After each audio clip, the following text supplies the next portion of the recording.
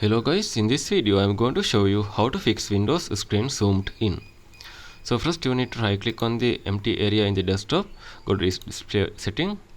First if you have several monitors, select your monitor, then after scroll down under the scale and layout section, make sure to set the scale as 100%, that is recommended option, and display resolution as recommended option. There are several screen resolutions but this one is a recommended one. Once it is done, close this one.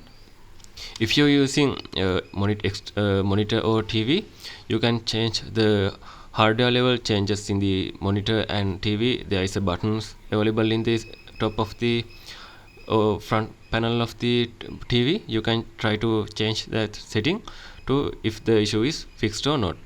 Once it is done, right click on the start menu, go to device manager, double tap on the display adapters, right click on your display driver, tap on update driver and tap on search automatically for drivers.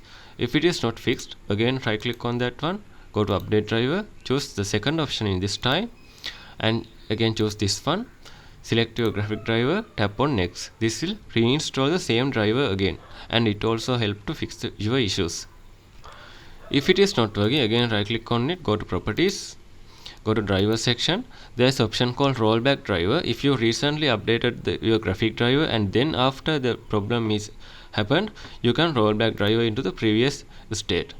So once it is done, close this one, again go to start menu, go to setting, go to the accessibility section, go to the magnifier. Make sure turn off the magnifier. If you turned on, you can see all the things are zoomed in. So make sure to turn off the magnifier. Other than that, you can refresh the graphic driver by pressing Ctrl Shift Windows key plus B. There are 4 combination: Ctrl Shift Windows plus B. Then it will be refresh your graphic driver. The all methods are not working.